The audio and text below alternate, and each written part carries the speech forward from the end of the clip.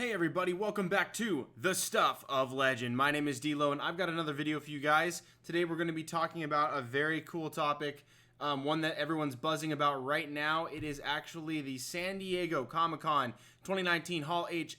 Every MCU movie and show that was announced. You guys can see the graphic up here and you can basically get the gist right out the gate. Now, I do want to warn you guys, there will be some spoilers for Avengers Endgame if you haven't seen them, and we might even get into, I hope not to, but we'll see if we have to get into conversations about Spider-Man Far From Home. I will try my best not to get on that subject specifically, but I will talk about some of the results of Endgame. So if you haven't seen Endgame, you may want to revisit this, add it to your watch later, and come right back. So I wanted to say hello to you guys. Thank you guys so much for stopping in, and I want to get right into this. Now, there's a lot to cover here, so right out the gate, we're just going to use this image behind me, okay? So first up at the top, we see Hawkeye. This is one of the shows that's going to be on the Disney Plus streaming service. Now, I conveniently ordered everything for you guys. Here on the left is the Disney Plus streaming service shows. These are not movies on the left. Everything here on the left, Hawkeye, WandaVision, Falcon and the Winter Soldier, Loki, and Marvel Studios' What If series are all TV shows, not movies, that will be on the Disney Plus streaming service, not in theaters. So on the right here, these are some of the ones that you probably have not heard of as of yet. These are the big news from San Diego Comic-Con. We have Black Widow, which we already knew about. There was already some leaked images. People are going around saying it's Taskmaster, which it very well could be, but it very well could also be Darkhawk. And so I wanted to talk about a little bit of that, but not very much. So this is big news. Blade is coming to Marvel Studios once again for the first time in almost 20 years.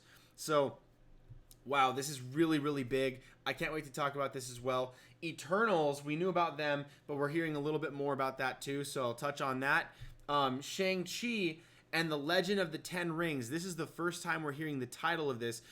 Most people figured it was going to be Shang-Chi Kung Fu Master or something like that, which is usually what he's referenced as in the comics. But this sounds like a much more specific plot point, and I think it's going to tie into the grand scheme of things that they're trying to paint for Marvel. They're clearly trying to expand. I mean, they're obviously getting into the territory of like the undead, zombies, vampires with Blade.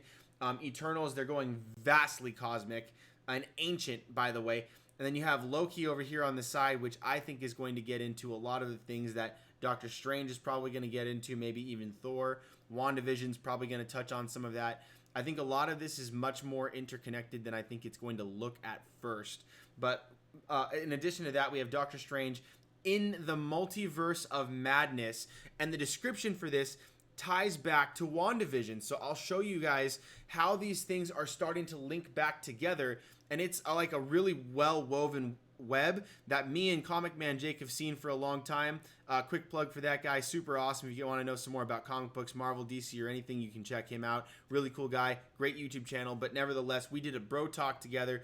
And we talked about this, I think it was a week ago. Really, really recently, and we predicted something that Marvel has now confirmed to be 100% correct. So this is making it look very, very much like a very specific team of heroes is coming into play. So this is a massive intro. I understand that, guys, but it's a lot to take in. So I'm going to try to make this video as quick as possible, and hopefully we'll land somewhere around 45 minutes to an hour. But anyway, the last on the list is Thor 4, which is called Love and Thunder. And I think it's really interesting that they chose what looks like an amalgamation of like He-Man, Masters of the Universe, and Thundercats logo and just smash those together, and you basically get this cool Thor logo, which I think looks awesome. But it also alludes to much more than that, and I think we can see a pattern of where the MCU is probably going, and I think that I want to get your thoughts on that as well. So now, that is the big intro, but I want to now scurry on over to Marvel's Instagram so that we can take a look together at the big news that's taking place. So please go with me here, and we're going to cut right over to Instagram so you guys can see this. So this is Marvel Studios' official blue check mark Instagram right here, right? So that is really big news. Now, what we're seeing here, I'm going to scroll down and we're going to take a look first. This is going to be a little bit out of order from what I had shown you previously, all right? But let's just go with me on this. So first up, big news, Blade. All right, so this is the cool logo, the image here from Marvel Studios, and it says here, just announced in Hall H at San Diego Comic-Con, Marvel Studios Blade with Mahershala Ali, hashtag SDCC for San Diego Comic-Con. And then everyone's freaking out because it's such a great casting. Now, if you guys don't know who Mahershala Ali is, he is a major fan pick right now. A lot of fans want him to play. Like, you type in Mahershala Ali and Blade is all over the place. So that's pretty cool. Like, it's just immediately come up. Now, this does not speak well for the Marvel Netflix shows. This casting specifically makes me believe that Marvel is done with the Netflix characters. So like Luke Cage, Iron Fist, Jessica Jones, Daredevil, all those guys, including like Punisher, I think they're going to reboot most of them. If not all of them, most of them, because Mahershala Ali was a main villain in Luke Cage, and he was certainly not playing Blade. So in this case, I think it's safe to say that the Netflix shows are completely disconnected, and we're getting a brand new, fresh take on Blade that is not in any way, shape, or form related to Luke Cage. Therefore, the characters in Luke Cage are probably they're done. They don't matter. So that may be sad news. I really enjoyed Daredevil. I really enjoyed Punisher and Iron Fist. Wasn't a huge fan of the Luke Cage series. Wasn't a huge fan of. Actually, I liked Luke Cage season 2 better than I liked Luke Cage season 1, and I wasn't a fan of Jessica Jones. But I really like the Defenders, and I like Jessica Jones in the Defenders. I like her in relationship with the other characters. I think she's a strength. But nevertheless, if they got to cut their ties, unfortunately, I think that's probably what we're looking at here. And more than that, you'll see here, I'll circle back to this thing right here that's blinking. Everything Marvel has planned for Phase 4. Natalie Portman returns as new Thor, maybe. So we'll talk about that too. But man, this is pretty cool. So Mahershala Ali was in Green Book, True Detective, Moonlight.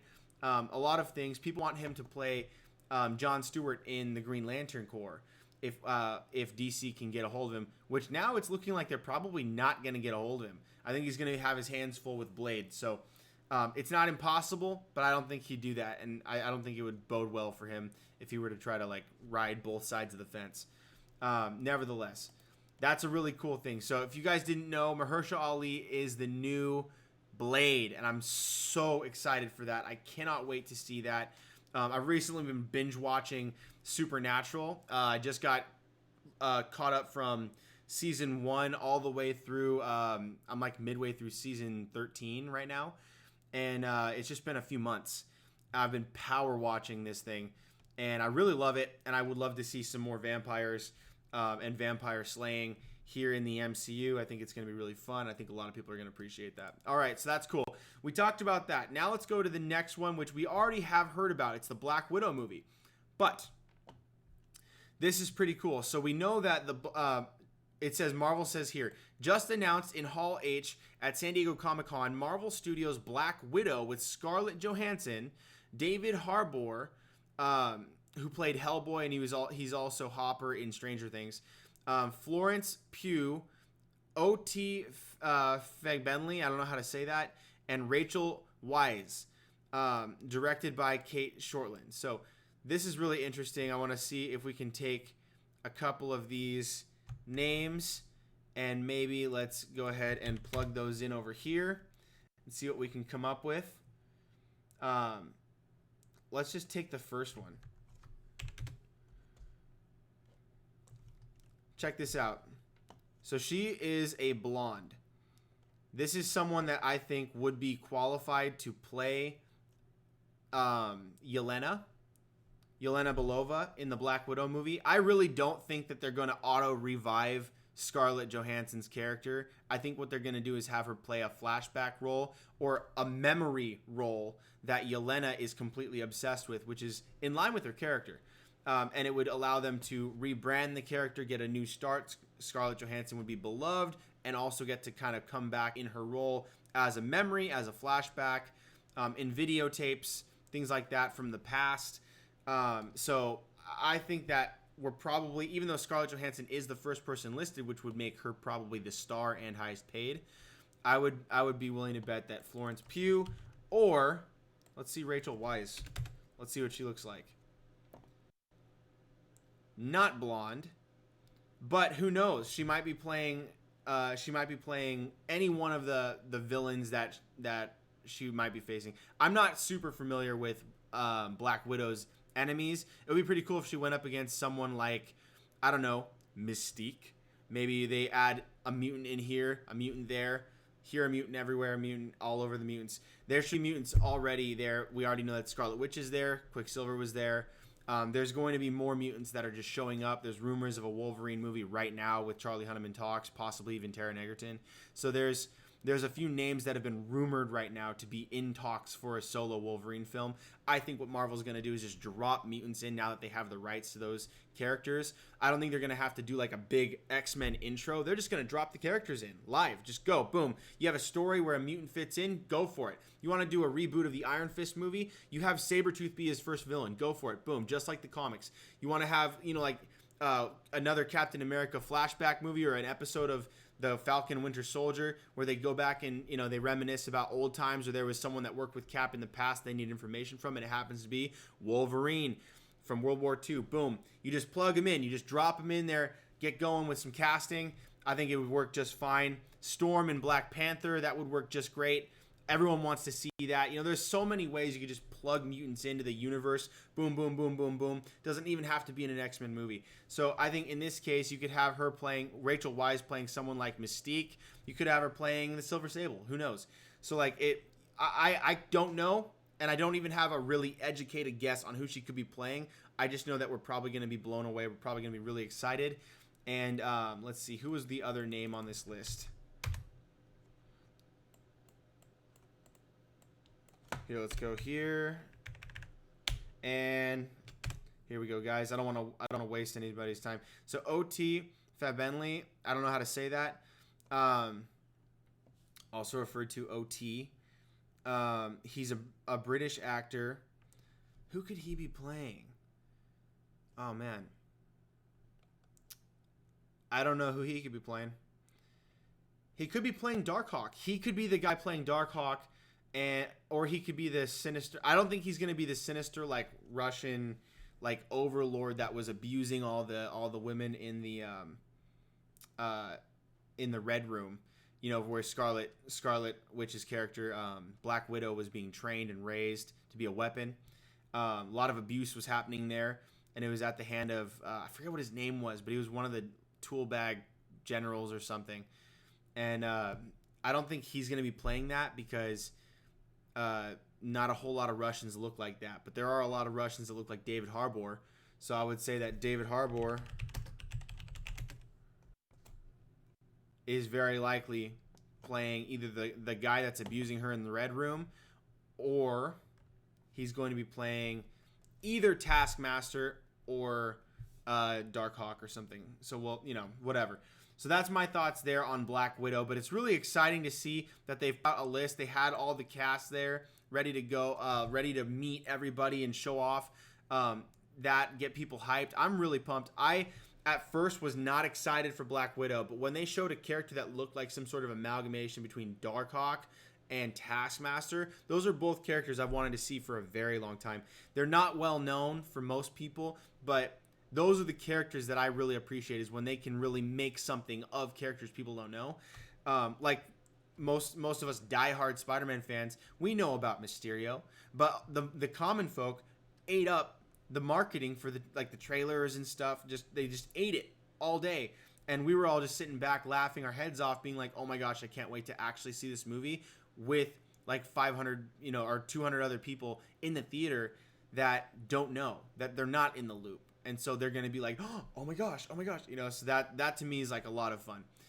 So anyway, I'm really excited about Black Widow. That's the second thing. Now let's take a look at the third thing. So Thor, we're going out of order again, but nevertheless, Thor, Love and Thunder. First of all, let's just take a second to appreciate the logo here. I mean, Ragnarok was colorful, but look at how this looks. This looks really, really cool, but it also has a very Thundercats feel to it, or it has a very He-Man kind of feel. It has like one of those 80s cartoons looks. You know what I mean? And I really appreciate that. I think it looks awesome.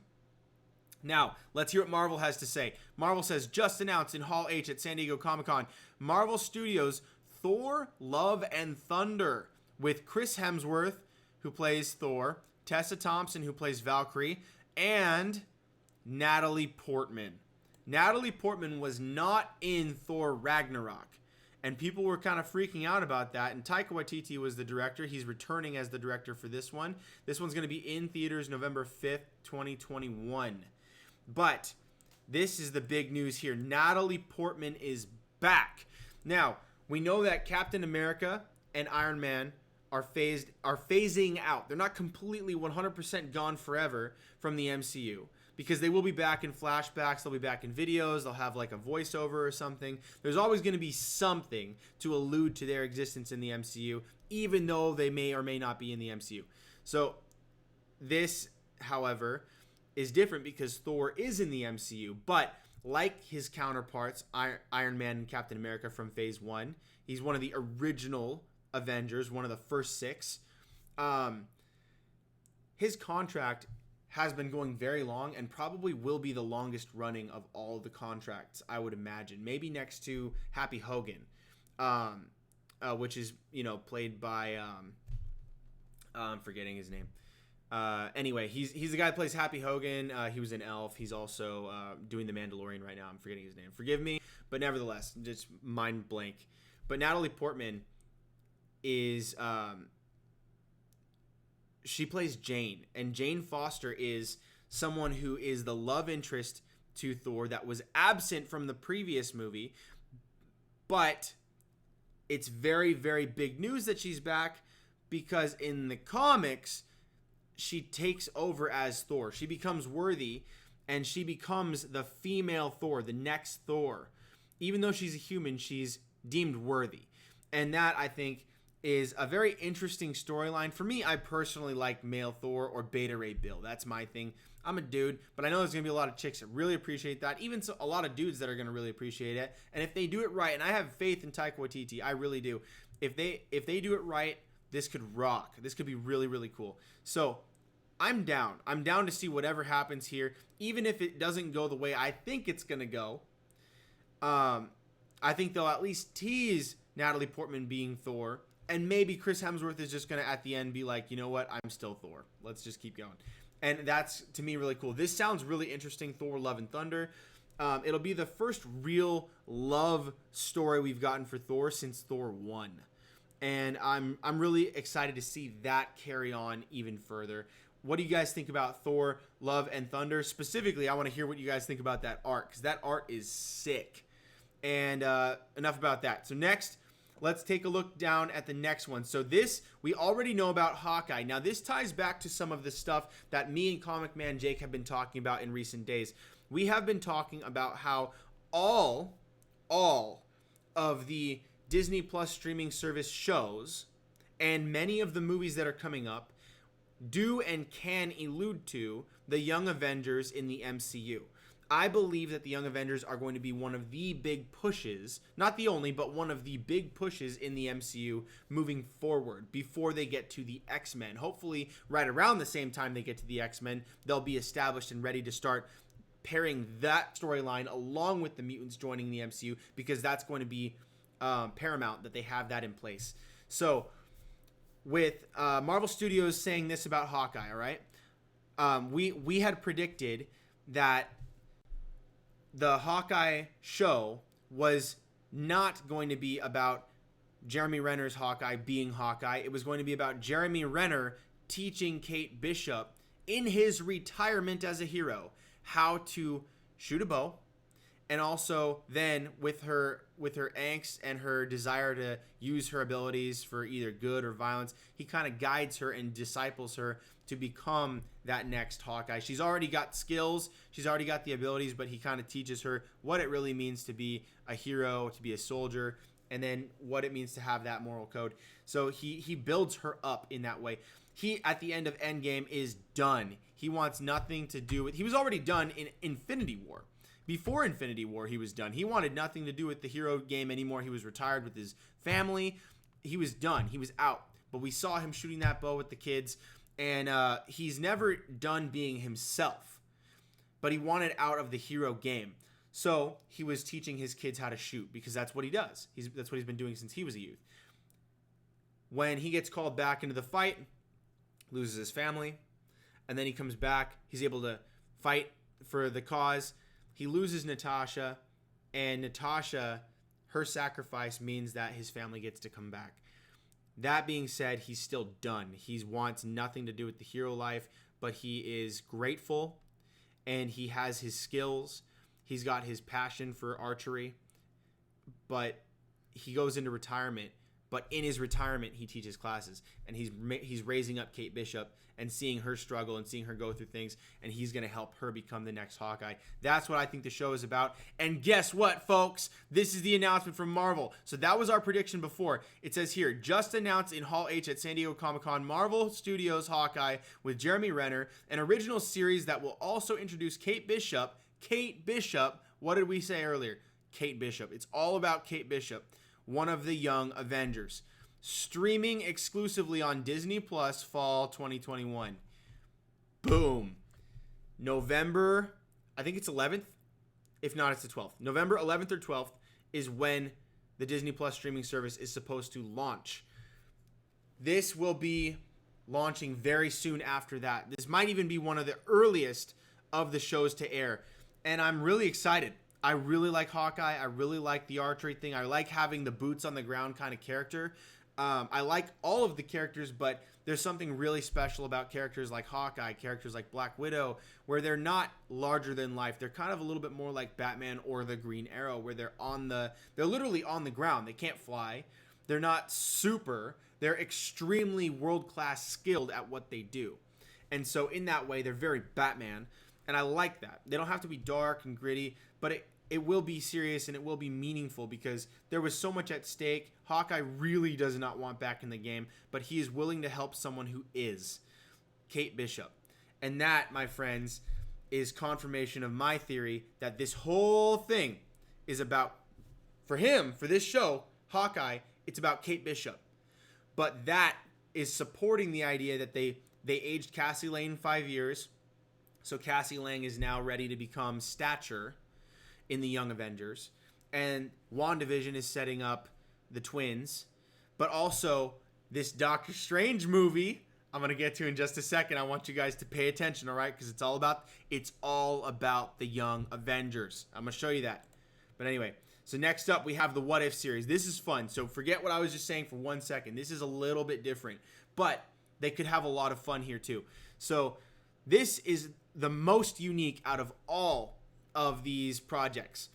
It says this: just announced in Hall H at San Diego Comic-Con, Marvel Studios' What If, the first animated series in the MCU, with Jeffrey Wright as the voice of the Watcher, and many actors from across the MCU reprising their roles as voice talent, streaming exclusively on Disney Plus, summer 2021. So this one will not be one of the first shows to be released. It's going to take place the summer after we get this. So it's going to be a little bit later down the line. However, this animated series is no joke, and it's not to be taken lightly because two things. They already said it's going to be in the MCU. It's the first animated series in the MCU. Do you see that highlight right there? The first animated series in the MCU means it is 100% inside of the actual realities continuity of the live action Marvel Cinematic Universe. It's not separate. So, they have said before, the synopsis for the What If series is that they're going to ask ridiculous bonkers questions like, what if Captain America never took the super soldier serum, and instead it was actually what's her name? Peggy Carter. And so if Peggy Carter took the serum instead of Steve, she would have stepped up and become the super soldier. So it wouldn't have been Steve Rogers as Captain America, it would have been Peggy Carter as Captain America, even though she's British. So she would have become her own hero. She would have helped fight the Nazis and all that stuff. What would that have looked like, and how would that have affected the time stream? We're going to probably, now that they've announced that Jeffrey Wright is going to be the voice of the Watcher, that means he's probably the main character that will be centered as he's telling these what-if scenarios of alternate outcomes and scenarios throughout time, where he has to maybe possibly intervene. He's not supposed to intervene. He's supposed to just watch. But I think they're going to probably have scenarios where someone's changing the times and he's telling stories and he's showing us what would have happened if things had gone a little bit differently.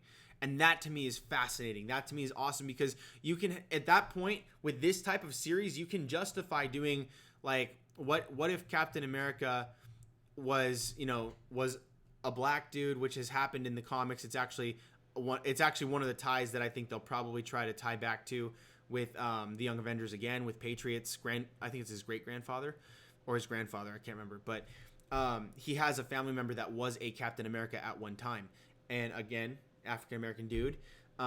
And they could tell these stories. They could race bend, they could gender bend, they could flip the script, they could say that the love interest got the role of the hero and the main hero was the support. They could flip anything they want. They could have fun with it.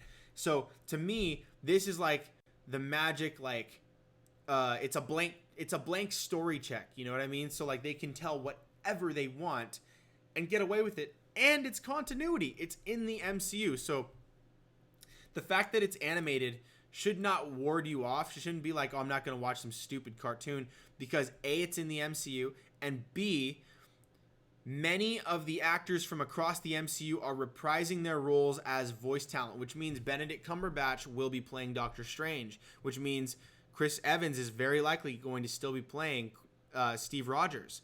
Peggy Carter's actress, forgive me, I don't remember her name, she will be playing Peggy Carter. And so there's so many possibilities that they're going to do here. Obviously, anyone that's still under contract with Marvel will be included in this show, undoubtedly, even if it's just a few lines of audio dialogue. But anyway, so I'm really excited. What do you guys think about the What If series? This is big news. I can't wait. And you have your date here. Well, it's not like a specific date, but it's on Disney Plus, summer 2021. So that's pretty cool. You got a little bit of something to look forward to there. Next, this is where it gets back to my theory. So this one here is Doctor Strange 2, but it's called Doctor Strange in the Multiverse of Madness. You'll notice that the color here is red. It's very specific too, because it says here from Marvel. Marvel says this. Just announced in Hall H at San Diego Comic-Con, Marvel Studios' Doctor Strange in the Multiverse of Madness with Benedict Cumberbatch and Elizabeth Olsen. Scott Derrickson returns as director in theaters May 7th, 2021. So this is nutso. You want to know why? Because they're dealing specifically with the multiverse of madness, which is what I'll explain in just 1 second. I'll let you guys know what I think about that verbiage exactly. And then also the fact that it's starring not just Benedict Cumberbatch, but Benedict Cumberbatch and Elizabeth Olsen. If you guys do not recall, which you should recall, who she is the Scarlet Witch. So Elizabeth Olsen plays the Scarlet Witch. She got her first appearance in the end credits sequence of Winter Soldier, and then appeared in Avengers Age of Ultron as the same character. That's when they first introduced mutants, or rather miracles, into the MCU. I've already made several videos about that. You need to check that out if you guys aren't caught up to date. Mutants are already in the MCU. I've proven it. Check out my videos. But anyway, so that's a shameless plug. Elizabeth Olsen, she is going to be playing that. Now, what is she dealing with at this point in time? If you guys have seen Infinity War and you guys have seen Endgame, you already know that she was madly in love with Vision. Vision is an android, but she has the ability to warp reality. She's directly connected with the Reality Stone. She can make a robot, a person. She can make them human, even if it's for a moment. Now, she's still struggling to gain control, full control over her abilities, her powers. They're so vast and wild and unchecked, untamed, that she tries to keep them bottled inside. She tries not to let them out so much. But when she loses Vision, she goes nuts. She literally goes into madness. And that we see at the end of Endgame, when she's brought back from the snap, you know, she snapped away into dust, therefore she's not part of most of the battles, she's not part of the journey to get back, but when she's brought back in the end, then she goes nuts, she goes mad on the Mad Titan himself. It took Thor, Captain America, and Iron Man with 2 of Thor's hammers to get in there and try to stop Thanos, and they couldn't really, I mean, they were holding him off pretty good, but it took all 3 of them at the same time to really try to hold him down a little bit, and they barely could, and they couldn't at the end of that, and then they had, stuff had to happen. I don't want to keep getting into the spoilers, right? But nevertheless, Scarlet Witch, when she comes out full rage after she's been unsnapped, she manhandles Thanos herself. She doesn't pull the final blow, but she just goes ham. She unleashes her powers, and Thanos is having a tough time with her because that's how it should be. She is that powerful. And so she just hasn't realized her full potential at this point in the MCU. Now, that being said, with Vision gone, WandaVision, this right here, WandaVision, the show, is going to be dealing with her madness, her upset, her loss. You know, she's tragically lost the love of her life. She's already lost her brother. She never really had the family that she, you know, wanted. She didn't know her father, who happens to be Magneto. And yes, in the MCU, it's still her father. Just because they call it Miracle doesn't mean it's not a mutant, and I can prove it. Again, shameless plug, watch my video, I'll show you. But nevertheless, for the sake of time, let's skip that part. Elizabeth Olsen is going to be dealing with the loss of Vision, but she's not, I don't think she's going to fully bring him back. I think they're going to try to bring him back, and it's not going to be the same because they don't have the Mind Stone, but they can get a portion of it, and they might even be able to get the salvaged parts of his body back. And with that, she's going to unleash her powers and create 2 children. She's not going to birth them herself. She's not even going to conceive them herself. She's going to create them through her reality warping powers out into the cosmos. She might not even realize what she's done. She might not even realize, it might even be a dream that she's having and her powers engage. And then out there somewhere, 2 children, twins, are born. It is Speed and it is Wiccan, the 2 twins of Scarlet Witch, who emulate the exact same powers that her and her brother have. So with a little bit of a boost as well. Especially on Speed's side, he eventually becomes faster than Quicksilver, better than Quicksilver, that kind of thing. He takes over for Quicksilver in the future, but nevertheless, all of that stuff to say, this is really big news that they're bringing Elizabeth Olsen into Doctor Strange 2. He's probably going to be helping her try to overcome her powers, and it will fail. She will be far too powerful, and she is going to probably send Doctor Strange into a multiverse of her own madness, possibly even to a House of M scenario, which I think is highly unlikely, but very, very possible. Also, it's very likely that she could be sending him into some sort of like House of X type of scenario where they just crash, introduce the mutants. Maybe in this multiverse, they deal with, I don't know, like there could be any number of things when you're dealing with the multiverse, it's like infinite possibilities. But when you're dealing with storylines that pertain to pre-written characters, those possibilities are confined to certain likelihoods, right? So anything's still possible, but it's much more likely that it's going to be pertinent to the characters that you've cast in the film.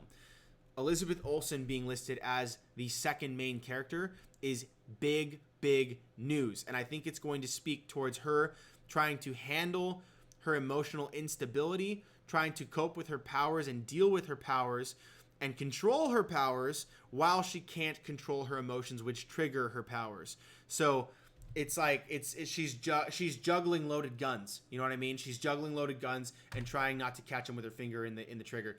And so, like, to me, that's what's going to happen here. And I cannot wait. I'm so freaking excited.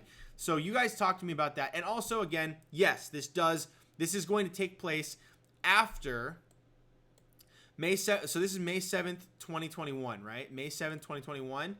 And then let's just take a look here. So May 7th, 2021.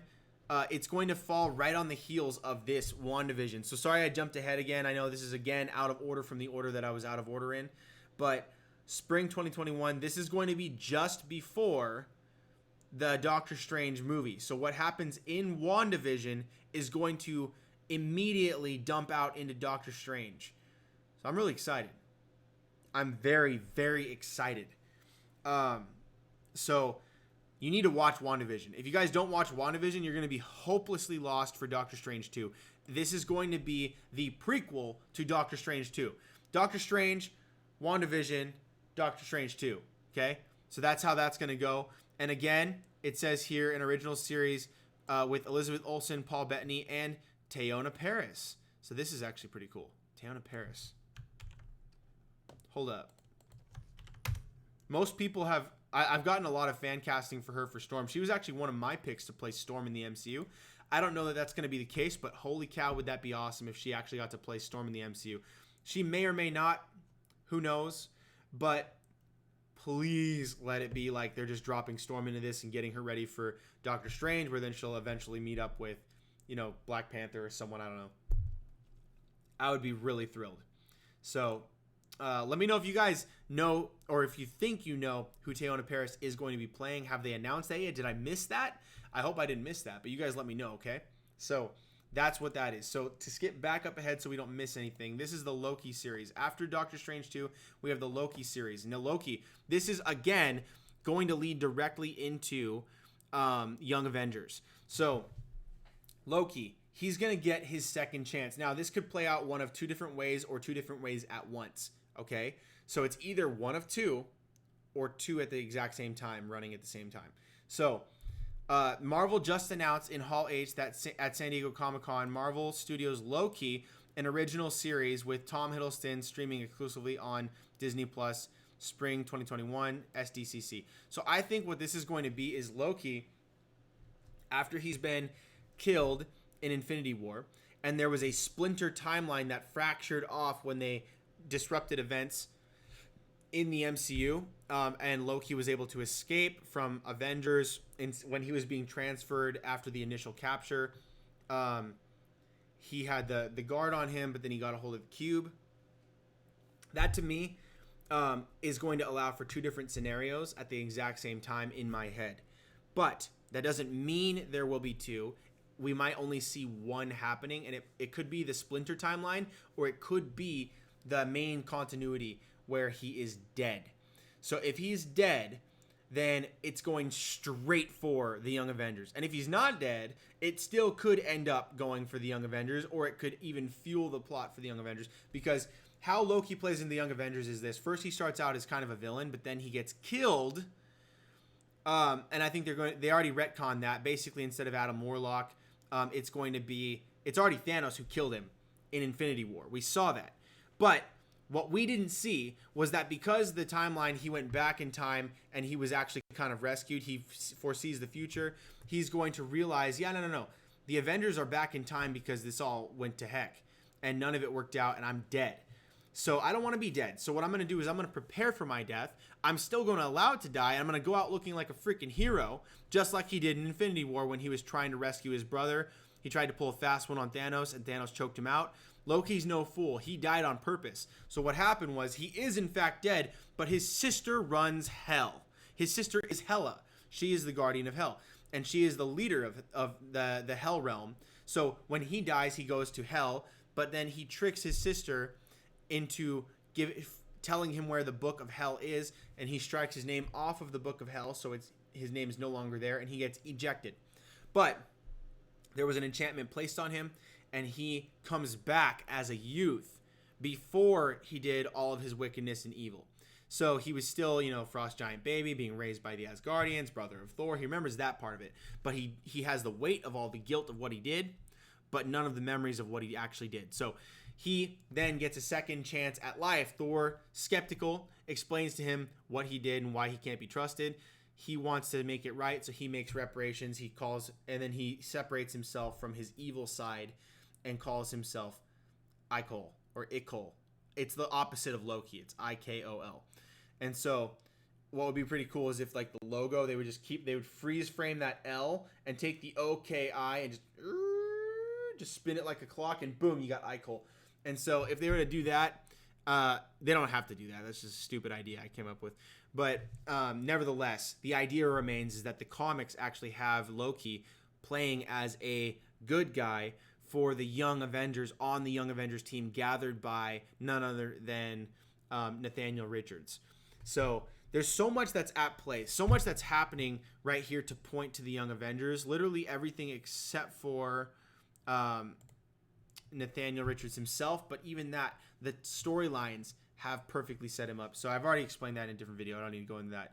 We're running low on time, so I want to just get through this as soon as we possibly can. So I've already covered all of these. Loki, WandaVision. Let's cut over to Shang-Chi. This is a character I know so little about, but I'm super down to check out, okay? So Shang-Chi is a Chinese martial arts character. He's very much based off of Bruce Lee.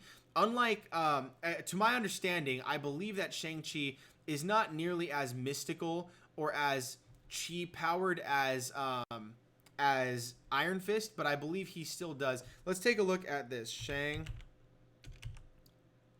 I think it's with an E. Is it Shang? Shang-Chi powers. Let's just take a look at this. Although possesses no superpowers, Shang-Chi has a lifetime of combat training behind him and is an expert in all known forms of terrestrial martial arts, which means on Earth, enabling him to equal and best many superhumans. He is highly revered as the master of Kung Fu. So with the difference between him and Iron Fist is that Iron Fist is the living weapon. He's not the greatest martial artist on Earth. Shang-Chi theoretically is, but Iron Fist is close enough. He's very, very, very close, and he has the ability to channel his chi into the power of the weapon, the Iron Fist, the Dragon Fist. And so he can then either single or double channel that energy and just create massive destruction with his strikes. But he's also able to heal with that. Iron Fist is the combination of the martial arts and the chi power, and it's really cool. He's super zen. Now this guy Shang-Chi is just, he's like, imagine the fight scenes of Bruce Lee movies, and then you add that like with like John Wick. You know, like you get rough nonstop action. Shang-Chi is nonstop martial arts action, and that to me I think can be a wonderful, wonderful movie. I love martial arts films, love them to death, and I would love to see a Marvel martial arts film based on a character that is based on Bruce Lee, even though Bruce Lee is Japanese. So this guy is Chinese, but still the idea remains the same. Kind of, I guess you could say he's inspired by Ip Man, the master of Bruce Lee, who was Chinese. So that's exciting. I'm really pumped. I'm really pumped to see this. I don't know a whole lot, again, like I said, about this project. However, we see that Simu Liu is the guy that's going to be probably starring that, and Tony Leung, Aquafina as well. So let's see who is playing this. Awesome. Yeah, he looks very much like him. I like that. This is great. Sweet. I want to see if he's like if he's actually a martial artist. Oh, this guy's Canadian. That's cool. Best known for his role of Jung in the CBC television sitcom Kim's Convenience. That's actually really, really cool. Don't know if he's a stunt guy, but he's probably got some under his belt. No pun intended. But nevertheless, Shang-Chi. Really excited. I want more of that. Let's get some more of that. And that, to me, this doesn't sound like it's going to be something that is cosmic. I know people online are writing reports saying that Marvel is almost going exclusively cosmic, or they want to go exclusively cosmic.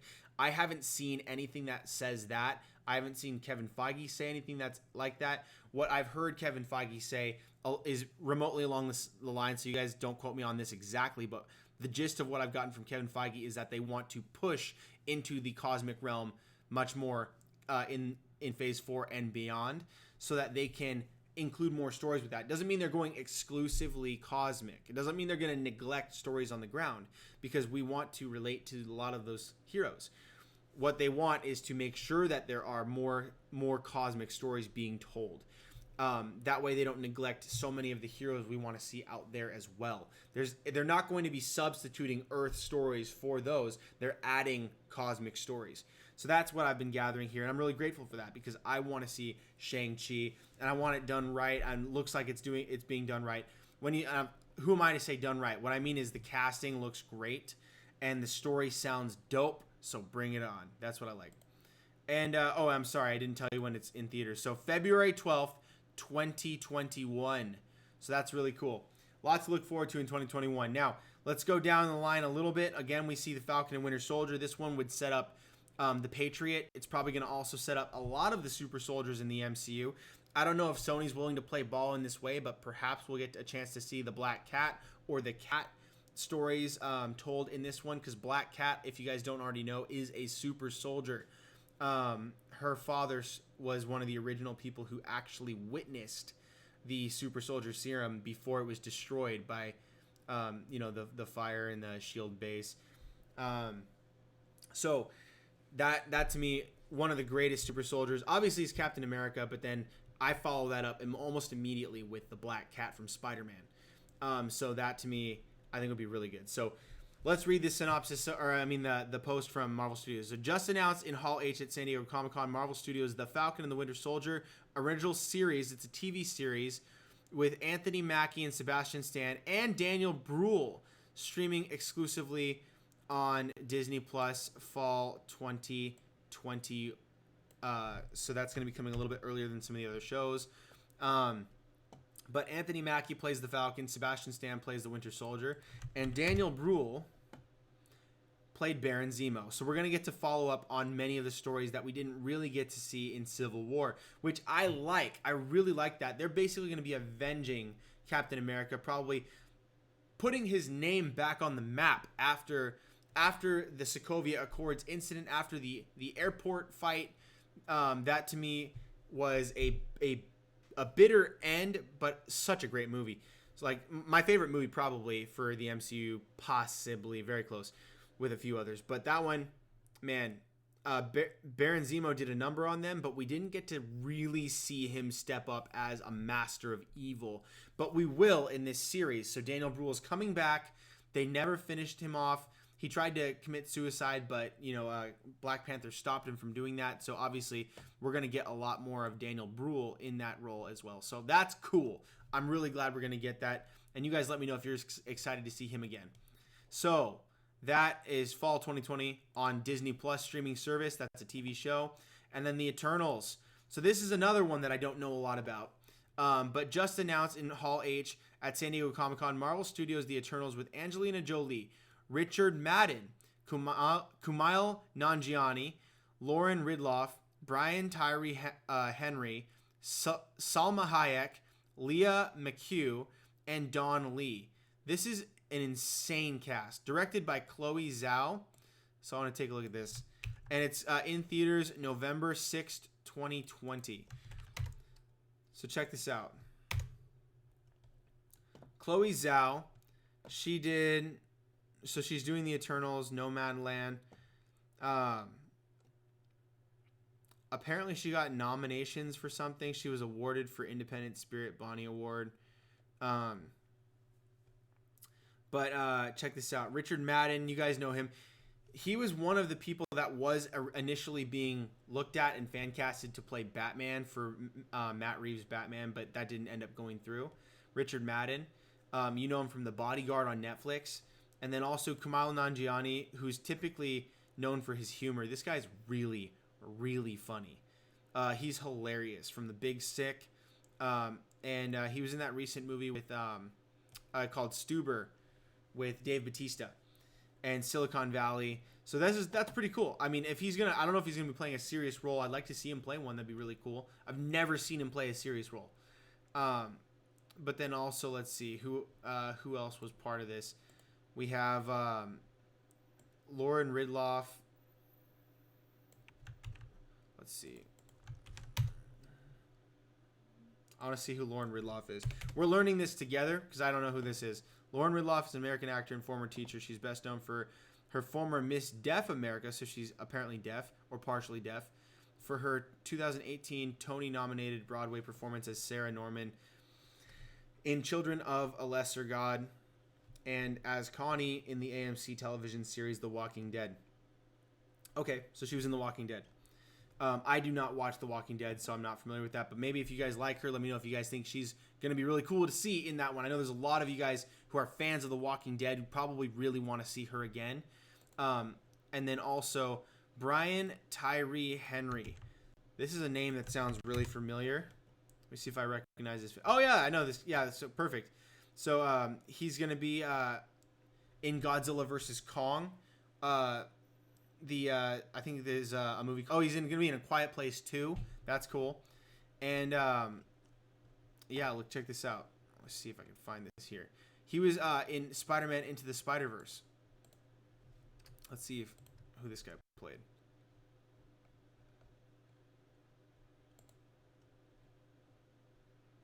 Oh, so he played Jefferson Davis. He played the dad of Miles Morales. That's pretty cool. He was one of my favorite characters in that. That's awesome. All right, cool. So Brian Tyree Henry is coming into the Eternals. That's awesome. We know Salma Hayek, Leah McHugh. If you don't know who Salma Hayek is, you need to Google her right now because, I mean, you should know who she is. Leah McHugh. Okay, so this is a child actress. Right on. Okay. Don't know if she's been in anything, but that's fine.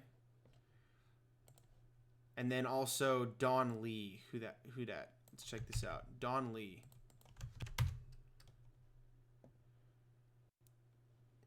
That's not what that is. Don Lee, IMDb.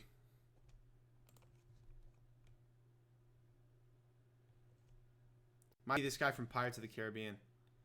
This one says he's a stunt guy. G.I. Joe, Star Trek Beyond, Pirates of the Caribbean, Transformers. This guy only does franchises, apparently. I think he's got, like... Yeah, stunts. Okay, so in an actor, he was in Far Cry, The Prince, Abraham Lincoln Vampire Hunter, The Seed, Crash Burn, Nip Tuck. Maybe this guy's getting to cut his teeth a little bit more on some acting as opposed to just the stunt work. But it is good that they have such an experienced stunt guy on the crew. That's really cool. Obviously, one of these guys is going to be a friggin' savage. So, and yeah, look, comicbook.com is saying the same thing. Look at that cast list. Wow. That's exactly, I'm going to like that thing right there. So, Marvel Studios, SDCC, we can expect the Eternals November 6, 2020. That's really cool. I don't know a lot about the Eternals. I couldn't name 2 characters if my life depended on it right now. I'd have to look that up. So you guys let me know. Are you guys excited for this? I'm excited for new stories. So when Guardians of the Galaxy came out, I knew nothing about them. The only character that I was familiar with was Rocket Raccoon. That was it. And everyone else, I knew nothing about. I thought for a second they were going to get into the Starjammers with the X-Men. And that was before I knew about the Fox deal and that kind of stuff. I wasn't so well versed in the business end. But with this is the same thing. It's new territory for me, and I almost don't want to look it up very much because I want to be surprised. I want to learn these characters in the movie, and I'm really excited. So let me know what you guys think down below. That to me, that right there is all of this, right? So that's Blade, Black Widow, Thor, Hawkeye, What If, Doctor Strange, Loki, WandaVision, Shang-Chi, The Falcon Winter Soldier, and the Eternals. So this is a lot of news, and I'm really excited. I wanted to show you guys one time really quick what the actually I'll read it off to you. So Marvel's Phase 4 is going to kick off with some of these movies after some of the shows. I don't have the dates released for the shows because the Disney Plus streaming service has not, to my knowledge, revealed the list of release dates for those shows because they're probably going to be episodic. So in this case, we have Black Widow, May 1st, 2020. We have The Eternals, November 5th, 2020. We have, in 2021, we have Shang-Chi and the Legend of the Ten Rings, which is February 12th, 2021. Then we also have Doctor Strange 2, which is Doctor Strange in the Multiverse of Madness, which is going to be co-starring Scarlet Witch. May 7th, 2021. And then also November 5th, 2021, we have Thor, Love and Thunder. So I'm really excited about that. That's a pretty rockin' lineup. And then we don't actually know what the lineup is yet for the Marvel Disney Plus streaming service shows. So in that case, I wanted to just come over here and show you guys one more time what this lineup looks like, all right?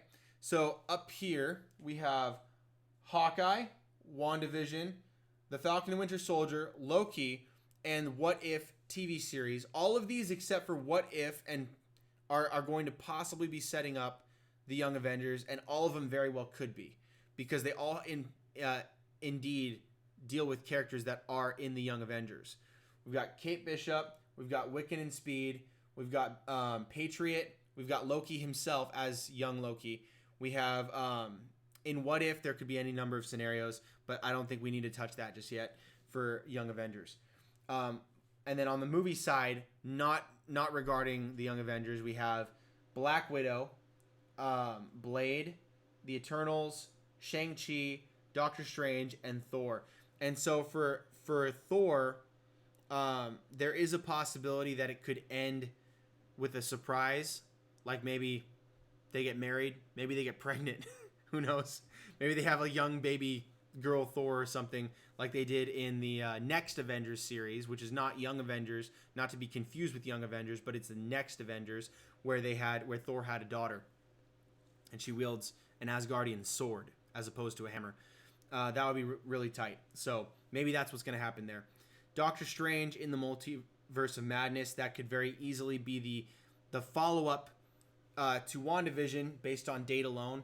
And then that, to me, I think is going to be possibly setting up the twins, or some sort of like alternate reality where mutants are growing, flourishing, and maybe where Vision gets to be a dad.